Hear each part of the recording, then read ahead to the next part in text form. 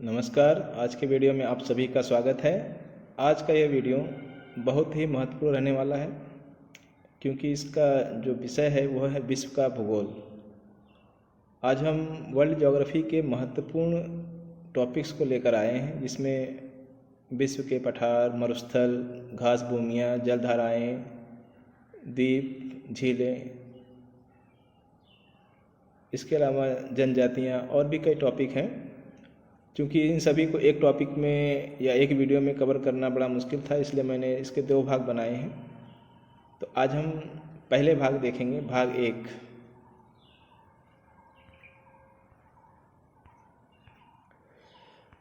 सबसे पहले देखिए विश्व की घास भूमियाँ। घास भूमियाँ अर्थात ग्रासलैंड। तो विश्व में कई महत्वपूर्ण ग्रासलैंड है जो अक्सर परीक्षाओं में पूछे जाते हैं। सभी वनडे एग्ज़ाम्स, इवन पीसीएस के एग्ज़ाम में ये टॉपिक बहुत ही महत्वपूर्ण है। घास भूमियाँ एक खास महत्व इसलिए रखती हैं क्योंकि घास भूमियाँ जो हैं या ग्रासलैंड एक तरह के वायोम, जैसे वन बायोम होते हैं उसी तरह से घास बायोम होते हैं। तो घास बायोम में जो घास भूमियाँ आती हैं उसके अंतर्गत हम इन्हें 3 तरह से पढ़ सकते हैं। पहला देखिए अर्ध शुष्क महाद्वीपीय घास भूमियाँ। घास भूमियों का जो निर्माण है या ग्रासलैंड जो विश्व में पाए जाते हैं उनके पीछे जो मेन फैक्टर होता है वो है जलवायु। जलवायु के कारण ही अलग अलग जगहों पर घास भूमियाँ पाई जाती हैं और उनके भी अलग टाइप हैं, वो भी जलवायु पर ही डिपेंड करता है। तो अर्ध शुष्क महाद्वीपीय घास भूमियाँ जो हैं ये उन जगहों पे पाई जाती हैं जहाँ पर वर्षा की मात्रा कम होती है, शुष्कता ज़्यादा होती है। और ऐसी घास भूमियों में वेल्ड, जो कि दक्षिण अफ्रीका में पाया जाता है, कंपोज ब्राज़ील में, स्टेप्स यूरेशिया में। इसके अंतर्गत यूक्रेन और रसिया के हिस्से आते हैं।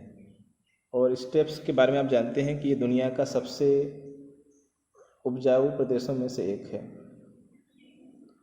इसी कारण से आपने पढ़ा भी होगा कि यूक्रेन को गेहूं का कटोरा कहते हैं या अन्न का कटोरा कहते हैं। इसके अलावा देखिए समशीतोष्ण नम घास भूमि। ये घास भूमियाँ टेम्परेट जोन में जो वेट, जहाँ ठीक ठाक बारिश हो जाती है, टेम्परेट जोन में जो वेट एरियाज हैं वहाँ पाए जाते हैं।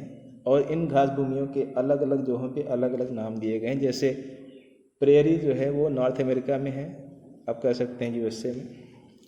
पंपास ये घास भूमि अर्जेंटीना में पाई जाती है, डाउन्स ऑस्ट्रेलिया में, कैंटरबरी न्यूजीलैंड में और पुस्टाज हंगरी में। अब इन दोनों घास भूमि में अगर आपको अंतर करने के लिए आ जाए तो अंतर यह है कि अर्धशुष्क जो घास भूमियाँ हैं यहाँ पाए जाने वाले घास छोटे आकार के होते हैं, जबकि समशीतोष्ण नम भूमियों की जो घास होती है वो इनके मुकाबले ज़्यादा लंबी लंबी होती हैं।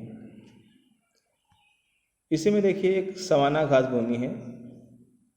ये भी एक तरह की घास भूमि का प्रकार ही मान लीजिए। ये इसका विस्तार खास करके उस कटिबंधीय जलवायु वाले क्षेत्रों में, मतलब टॉरिड जोन, जैसे टेम्परेट जोन होता है उसी तरह से जहाँ अधिक गर्मी होती है वहाँ पे आप कह सकते हैं उस कटिबंधीय जलवायु पाई जाती है। तो इसके अंतर्गत मध्य अफ्रीका के जो घास भूमियाँ हैं वो भारत में भी सवाना घास भूमि पाई जाती है और पूर्वी ऑस्ट्रेलिया में भी। इन घास भूमियों की खास बात ये होती है कि यहाँ पे जो घासें काफ़ी लंबी होती हैं, 5 मीटर की ऊंचाई तक की घासें। और यहाँ की प्रसिद्ध घास है हाथी घास, जिसमें हाथी भी खो जाए, ये कह सकते हैं। आप इन घास भूमियों को इस मैप में देख सकते हैं। देखिए, नॉर्थ अमेरिका में प्रेरी दिखा रहा है, पंपास अर्जेंटीना में और ब्राज़ील में कंपोज है। और इधर देखिए अफ्रीका में, उत्तरी अफ्रीका या सेंट्रल अफ्रीका में आप सवाना देख सकते हैं, और नीचे दक्षिण अफ्रीका में आपको वेल्ड दिखाई देगा। स्टेपीज आप देख सकते हैं, इसका विस्तार काफ़ी पूरा सेंट्रल एशिया से लेकर यूरोप तक फैला हुआ है। और ऑस्ट्रेलिया में आपको डाउन्स दिखाई दे रहा है। तो हंगरी यूरोप का एक देश है जहाँ पे जो घास भूमि है उसको अलग नाम से बुलाते हैं, उसका नाम है पुस्टाज। ठीक है, तो इस तरह से हमने घास भूमि का जो टॉपिक है उसको कवर कर लिया है। अब चलते हैं अगले टॉपिक पे, वो है विश्व के प्रमुख ज्वालामुखी। ये भी काफ़ी इम्पोर्टेंट सेक्शन है। अक्सर परीक्षाओं में घास ज्वालामुखियों के नाम देकर किस देश में अवस्थित हैं, या एक तरफ ज्वालामुखी के नाम दूसरी तरफ उनके देश और मैच करने के लिए दे दिया जाए, इस तरह के क्वेश्चन अक्सर आते हैं। तो ये भी काफ़ी इम्पोर्टेंट सेक्शन है। तो वैसे आप सब जानते होंगे कि जो ज्वालामुखी होते हैं, वॉल्केनोस, ये 3 तरह के होते हैं। एक एक्टिव होता है, एक डॉर्मेंट और तीसरा डेड। एक्टिव मतलब सक्रिय ज्वालामुखी जिसमें अभी भी ब्लास्ट होते हैं और लावा बाहर आता है।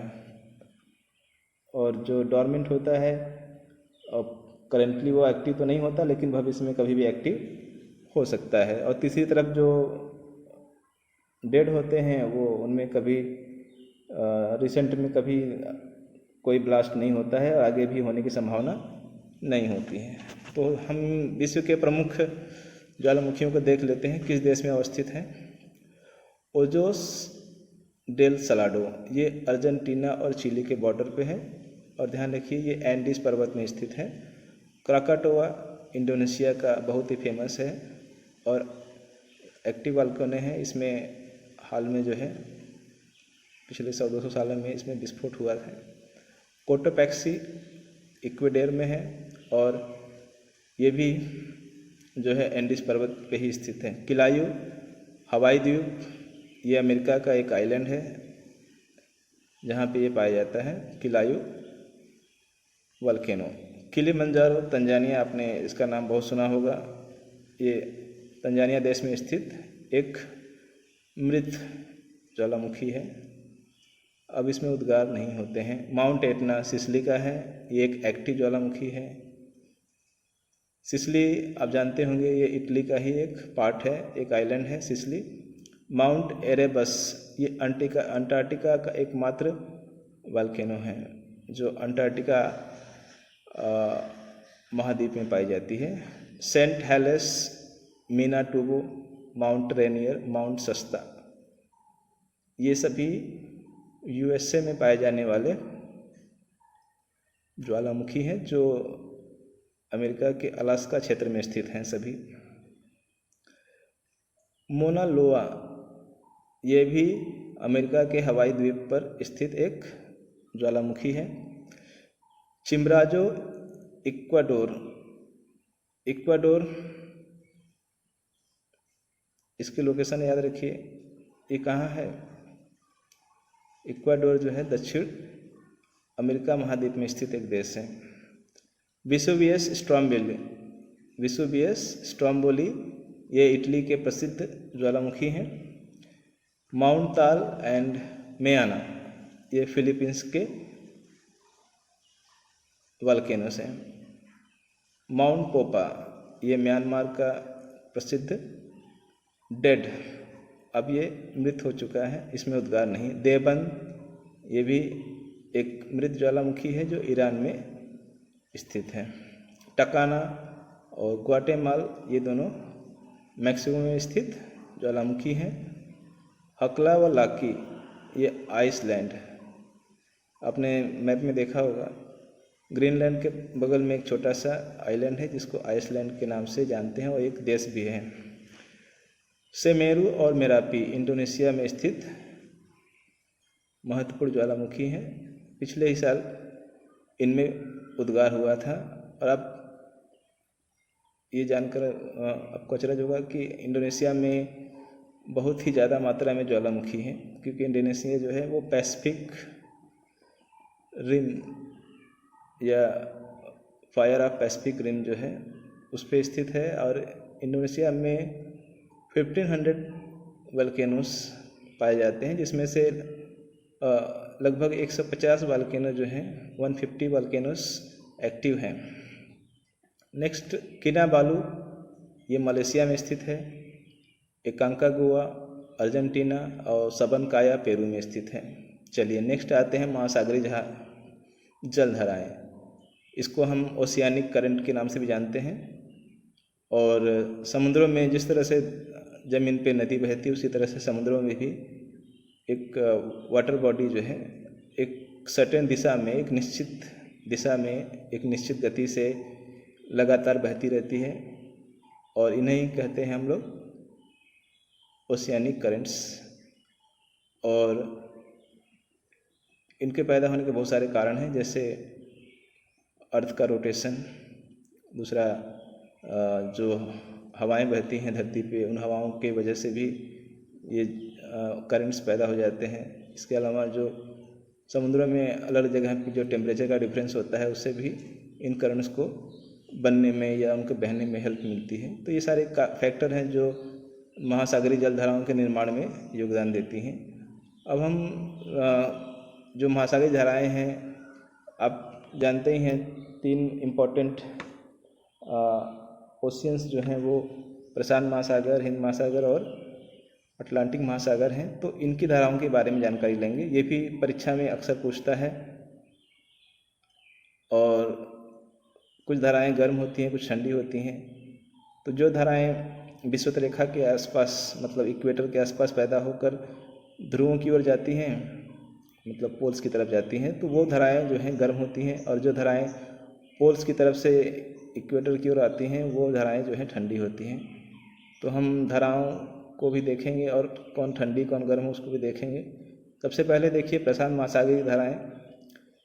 पहला है क्यूरोसिवो। ये एक गर्म जलधारा है जो प्रशांत महासागर में पैदा होती है। इसके पैदा होने का मेन कारण है अर्थ का रोटेशन।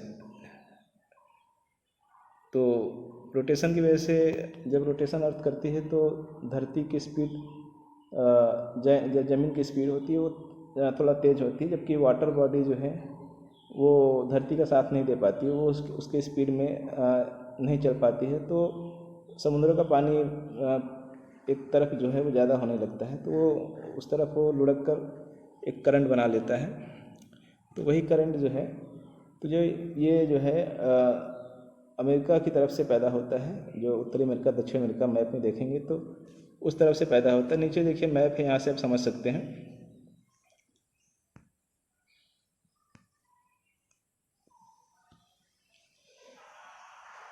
देखिए ये जो करंट है ये यहाँ से पैदा होकर ये आगे की तरफ बढ़ते हैं। तो ये जो नॉर्थ इक्वेटोरियल करंट है, यही आगे चलकर क्यूरोसिवो करंट में बदल जाता है। जब ये एशिया की तरफ आता है तो वही करंट जो है वो क्यूरोसिवो करंट की तरफ में बदल जाता है। फिर ये आगे बढ़ता है तो ये नॉर्थ पैसिफिक करंट कहलाता है, उत्तरी प्रशांत धारा कहते हैं। और ये जब धारा आगे बढ़ती है तो इसमें 2 शाखाएं जाती है। एक शाखा ऊपर की तरफ जाती है अलास्का की ओर, तो ये अलास्का करंट कहलाता है और ये गर्म करंट है। और वही एक करंट जो है नीचे की तरफ आती है, इसे कैलिफोर्निया करंट कहते हैं और ये एक ठंडी धारा है।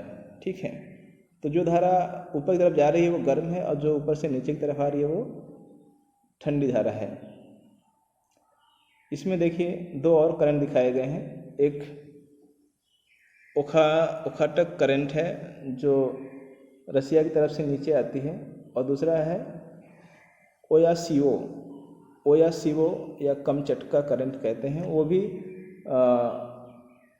रसिया और अलास्का के बीच से पैदा होते हुए नीचे आती है। तो जो रेड कलर में दिखाए गए हैं वो हॉट करंट है और जो ब्लू कलर में है वो कोल्ड करंट है। इसी तरह से जो साउथ इक्वेटोरियल करंट है उसकी ऑस्ट्रेलिया से टकराने के बाद या जो वहाँ आइलैंड से टकराने के बाद वो नीचे की तरफ आती है तो ईस्ट ऑस्ट्रेलियन करंट पैदा हो जाती है। आप देख सकते हैं ये है ईस्ट ऑस्ट्रेलियन करंट जो ऑस्ट्रेलिया के पूर्वी हिस्से से मतलब ईस्टर्न पार्ट से गुजरती है, एक हॉट करंट है। और जो वेस्टर्न विंड है मतलब हवा जो चलती है वो एक और करंट पैदा करती है, उसको वेस्टर्न विंड ड्राफ्ट कहते हैं और ये भी एक कोल्ड करंट है। और जब ये आगे चलकर पेरू के पास पहुंचती है, पेरू आपको पता है कि साउथ अमेरिका में एक देश है जो उसके वेस्टर्न कोस्ट पे स्थित है और यहाँ देखेंगे तो यहाँ पेरुवियन करंट के नाम से जानी जाती है।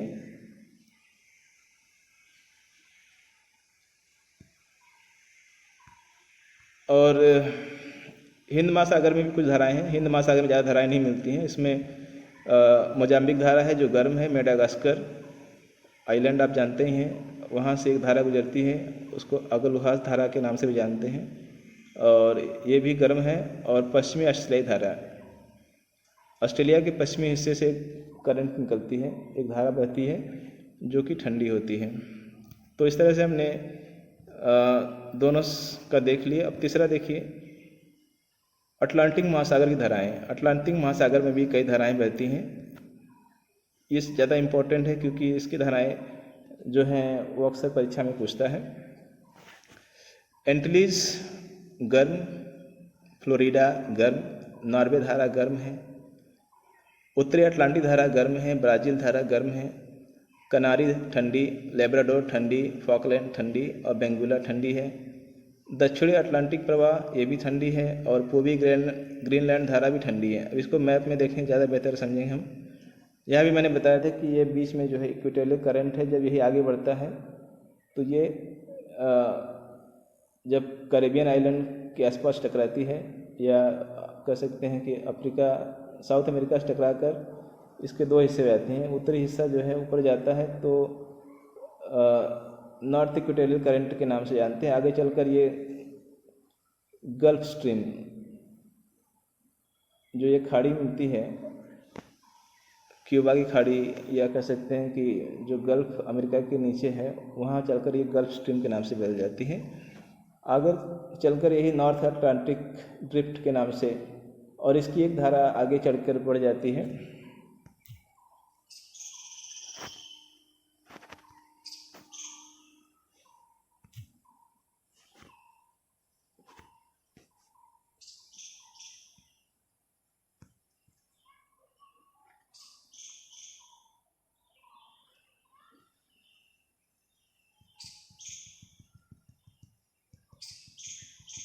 हाँ, तो देखिए यहाँ से ये शुरू होता है और आगे चलकर इस तरह से ये गल्फ स्ट्रीम बदल जाता है। गल्फ स्ट्रीम आगे बढ़कर नॉर्थ अटलांटिक ड्रिफ्ट में उसकी जो एक धारा है वो नॉर्वे की तरफ जाती है। इसको नॉर्वेजियन धारा भी कहते हैं या नॉर्वे करंट कहते हैं। और उसकी एक शाखा जो है हो जाती है जो नीचे की तरफ आती है और इसको कनारी करंट कहते हैं और ये ठंडी है, ध्यान रखिएगा, ये कोल्ड करंट है। और यहाँ देखिए जो कनाडा के पास जो ये हिस्सा है, यहाँ से ठंडी धारा आती है, इसका नाम है लेब्राडोर धारा। उसी तरह से ग्रीनलैंड और आइसलैंड के बीच से ईस्ट ग्रीनलैंड करंट बहती है। ये देखिए ये जो है ये कौन सी करंट है, एक ठंडी करंट है, ठीक है। इसी तरह से एक धारा जो है साउथ इक्वेटोरियल करंट जो है जब नीचे ब्राज़ील से टकराकर नीचे आता है तो ये ब्राज़ीलियन धारा बनती है, ये एक हॉट करंट है। और इधर देखिए जो है साउथ अटलांटिक में जो है एक करंट बहती है और ये कोल्ड करंट होती है। जब ये आगे बढ़कर अफ्रीका से टकरा के ऊपर बढ़ती है तो जो है इसको बेंगुला करंट के नाम से जानते हैं। तो इस तरह से हमने दोनों ही समुद्रों में दोनों के तीनों महासागरों में पाए जाने वाले ओशियानिक करंट के बारे में देख लिया। अब आते हैं नेक्स्ट टॉपिक पे, विश्व के प्रमुख मरुस्थल। ये भी काफ़ी अच्छा टॉपिक है, क्योंकि विश्व में जो मरुस्थल पाए जाते हैं, मरुस्थल मतलब डेजर्ट्स, तो उनके लोकेशन को लेकर अक्सर क्वेश्चन बनते हैं। तो पहला देखिए सहारा, जिसमें लीबियन और नूबियन दोनों मिलाकर पूरा सहारा बनता है। सहारा एक अकेला डेजर्ट नहीं, इसमें छोटे छोटे कई डेजर्ट हैं, जिसमें लीबियन नूबियन भी आते हैं। ये उत्तरी अफ्रीका में पाया जाता है। बारबटन, सिम्पसन, गिब्सन, स्टुअर्ट, विक्टोरिया, ये सभी बड़े इम्पोर्टेंट नाम हैं, क्योंकि ये अक्सर परीक्षाओं में पूछा जाता है। इनको याद रखिएगा। बारबटन, सिम्पसन, गिब्सन, स्टुअर्ट और विक्टोरिया ये ऑस्ट्रेलिया के महत्वपूर्ण मरुस्थल हैं।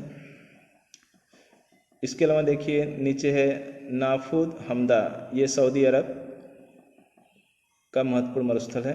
गोबी मंगोलिया और चीन दोनों में पाया जाता है। और यहाँ पे की जो पीली रेत है वो काफ़ी फेमस है, क्योंकि वहाँ से बहने वाली वांगो रिवर को येलो रिवर भी कहते हैं, क्योंकि वो जो पीली रेत है उसमें जमा होकर उसके कलर को येलो बना देती है। नेक्स्ट देखिए कालाहारी डेजर्ट है, जो बोत्सवाना, दक्षिण अफ्रीका के पास एक देश है बोत्सवाना, वहाँ पे ये मरुस्थल पाया जाता है। टकला मकान, ये चीन का महत्वपूर्ण मरुस्थल है। सोनरान, ये यूएसए और मैक्सिको दोनों में फैला हुआ एक मरुस्थल है। Karakum Turkmenistan. थार भारत पाकिस्तान में है, आप जानते हैं। अटाकामा उत्तरी चिली, ये भी काफ़ी फेमस इसलिए है क्योंकि ये विश्व का सबसे कह सकते हैं ड्राई से सूखा प्रदेश, और यहाँ पे नाइट्रेट जो खनिज है बड़ी मात्रा में पाया जाता है। काजिलकुम उज्बेकिस्तान। दस्त ए लूट पूर्वी ईरान, देखिए ईरान में दो हैं, ध्यान रखिएगा। पूर्वी ईरान है दस्त ए लूट, और दस्त ए काबिर उत्तरी ईरान के उत्तरी दिशा में है। अमेरिका में भी देखिए दो महत्वपूर्ण हैं, मोजेव और सियरा नेवादा, ये दो महत्वपूर्ण डेजर्ट जो है यूएसए में पाए जाते हैं। पेंटागोनिया अर्जेंटीना का डेजर्ट है, और सेचुरा जो है वो पेरू का महत्वपूर्ण डेजर्ट है। अब हम देखते हैं विश्व के महत्वपूर्ण द्वीप। एक्चुअल में द्वीपों का क्रम लगाने के लिए आता है, क्षेत्रफल के अनुसार इन द्वीपों को क्रम से लगाइए। तो सबसे टॉप 9 मतलब विश्व के 9 सबसे बड़े जो द्वीप हैं उनके बारे में जानते हैं हम लोग। आप सभी परिचित होंगे कि ग्रीनलैंड जो है विश्व का सबसे बड़ा द्वीप है, और ये कनाडा के पास में है। मतलब ये कहने के लिए कि ये नॉर्थ अमेरिका का हिस्सा होते हुए भी ये देश जो है वो यूरोप का हिस्सा है राजनीतिक रूप से, क्योंकि इस पे अधिकार है डेनमार्क का, और ये विश्व का सबसे बड़ा आइलैंड है। न्यू ग्विनिया या न्यू गिनी कह सकते हैं आप इसको, ये विश्व का दूसरा सबसे बड़ा आइलैंड है। आप जानते हैं इसका लोकेशन कहाँ है, ये आप साउथ ईस्ट एशिया की तरफ देखेंगे तो हाँ मैप में आपको दिखाई देगा। 3rd नंबर पे है बोर्नियो, आप जानते हैं कि ये इंडोनेशिया, फिलीपींस और एक और देश है जिस पे ये बटा हुआ है। ये काफ़ी बड़ा आइलैंड है, इस पे 3 देशों का कब्जा कर सकते हैं, आधिपत्य है। 4th नंबर पे है मेडागास्कर, जो अफ्रीका के पास में एक आइलैंड है। सुमात्रा इंडोनेशिया का सबसे बड़ा आइलैंड, बोर्नियो के बाद कह सकते हैं आप। होन्शु जापान में जो है आइलैंड्स हैं, आपको पता होगा, हाइकोडो, होन्शु, क्यूशु और शिकोकू, ये 4 आइलैंड हैं। इनमें होन्शु सबसे बड़ा है। ग्रेट ब्रिटेन आप सभी परिचित होंगे, इसको हम यूके के नाम से जानते हैं। तो ये 7वें नंबर का बड़ा आइलैंड है। विक्टोरिया आइलैंड, इसके बारे में आपको कम पता होगा। ये एक्चुअल में कनाडा का सबसे बड़ा आइलैंड और विश्व का 8वां बड़ा आइलैंड है। सेलेबीज, ये भी साउथ ईस्ट एशिया में स्थित एक आइलैंड है जिसको हम सुलेवेसी के नाम से जानते हैं और दूसरा नाम सेलेबीज भी है। तो ये विश्व के 9 सबसे बड़े आइलैंड हैं। अगर इनका क्रम लगाने के लिए आता है तो आप क्रम ध्यान रखिएगा। ये क्रम जो है क्षेत्रफल के अनुसार लगाया गया है। अब विश्व के प्रमुख पठार देखिए, इससे रिलेटेड क्वेश्चन भी अक्सर एग्जाम में पूछे जाते हैं। तो विश्व के प्रमुख पठार किस देश में अवस्थित हैं ये देखते जाइए। अनातोलिया और एशिया माइनर, ये दोनों ही पठार तुर्की में हैं। पठार आप जानते हैं प्लेटू को कहते हैं। तो विश्व के इम्पोर्टेंट प्लेटूस और देयर लोकेशंस, अनातोलिया और एशिया माइनर दोनों ही तुर्की में हैं। मेसेटा स्पेन का पठार है। Chiapas South Mexico. देखिए यूएसए में कई सारे प्लेटूस हैं, उनके नाम ध्यान रखिएगा। Alaska, Columbia, Great Basin, Colorado, Edward, Piedmont, Ozark, ये सभी यूएसए में स्थित प्लेटूस हैं और सभी के सभी इम्पॉर्टेंट हैं। एबिसिनिया जो है वो इथोपिया का प्लेटू है। इथोपिया का लोकेशन जानते होंगे। ये हॉर्न ऑफ अफ्रीका में स्थित एक देश है, मतलब पूर्वी अफ्रीका में स्थित एक देश है, वहाँ का पठार है एबिसिनिया। सेंट्रल मैसिव फ्रांस की उच्च भूमि है, मतलब प्लेटू है। किम्बरली और बकलैंड उच्च भूमि ये ऑस्ट्रेलिया के प्लेटू हैं। मांटो ग्रासो और बोरबोरेमा ये ब्राज़ील के प्लेटूस हैं। और टोडेमैट अल्जीरिया का है। एयर नाइजर और जोस नाइजीरिया का है। कटांगा जो है अंगोला और कांगो दोनों देशों में स्थित है। और हुइला जो है ये अंगोला में स्थित एक पठार है। तो दोस्तों आज के वीडियो में इतना ही। मुझे आशा है कि आपको पसंद आई होगी और इसके बाद जो है इसका भाग 2 जल्द ही आपको मिल जाएगा। अगर आपको वीडियो पसंद आए तो लाइक और सब्सक्राइब जरूर करिएगा। धन्यवाद।